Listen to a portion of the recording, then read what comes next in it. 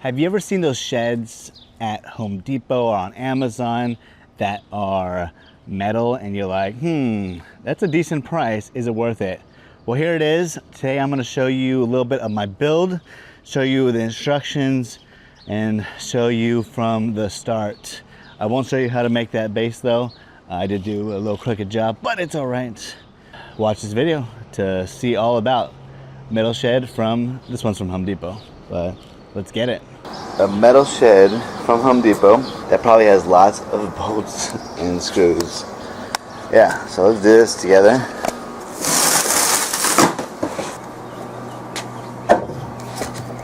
Alright, thankfully there is a manual.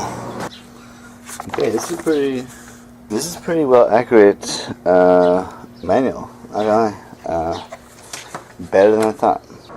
Alright, here's an update on how it's going. This is how it looks right now.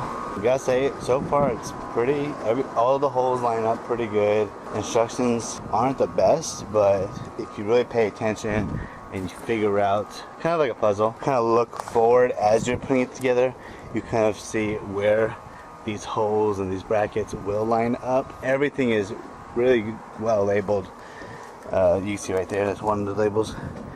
Everything has a label. Things that are not the same are definitely labeled differently. So far so good. I've been on and off for the past hour or two of working on it just because I'm doing some other stuff. Next steps are to put up most of the walls and then work on the ceiling.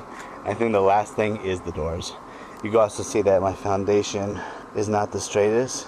First time building a foundation like that, and I think the board that's underneath I put too low, so when I screwed in those boards, it dipped. So I'll let you know how things go later, and if I come into any problems I'll let you know, but feel free to ask questions as well if anyone has questions about this whole project. Here is a video update for you guys for the shed and how it's coming along. First off, I gotta say, the sucky part of all this is all the freaking screws. There are some imperfections as well with the shipping. If you can see here, there is some little damage on these super thin panels. Not complaining that it's thin, but a little bit of damage. I think I'll be able to work around it, and I mean there's gonna be airflow through these vents and whatnot. But the biggest part are these little tiny screws that are pretty much everywhere. All these panels are screwed in with it from the bottom, top, all the tops, and then the roof is also going to be screwed with it. So that's even extra stuff. But each screw has to have this little washer on it. You see right there? These little washers. Each screw has to have a little washer on it, so I'm pre-putting the washers on them before I even get started with something. And on top of that, I didn't even do all the screws yet. Kind of putting together the shell first, and then I'm gonna come back and do all the screws, just because it's a lot.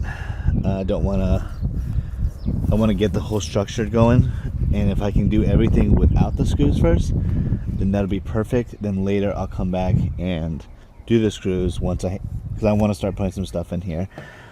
First time building a foundation, so like right here, it kind of warps down, so I'm putting like these pieces of thin wood, and then I'm gonna fill in the cracks with some type of foam. I think right there is the most noticeable one, and then the other one is right here, which is in the front. And I'll see when I put the door in how it all sits.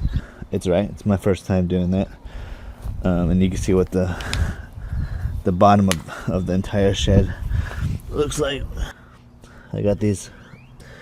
Future wise, I'm probably gonna jack this thing up and put some gravel under it just in case it starts dipping, but my ground's pretty solid and water doesn't really build up over here when it rains. Also, I left this edge on. I'm gonna keep this side edge on. This edge back here will be for like propane tanks and other stuff, maybe a wheelbarrow. So I'm glad I have this to kind of put the things that could stay outside there. it's coming together. I mean, it was only 300 something bucks for the shed, so can't complain. It's exactly my height. Just like a tad extra room standing tall in here, so it's pretty small. We'll see when it's fully built and I put some shelves in here. It'll be good. I'm pretty impressed with this instruction guide. I'm really impressed. I didn't think it would actually be good at all. Next is the roof. That's a lot of screws. Whew.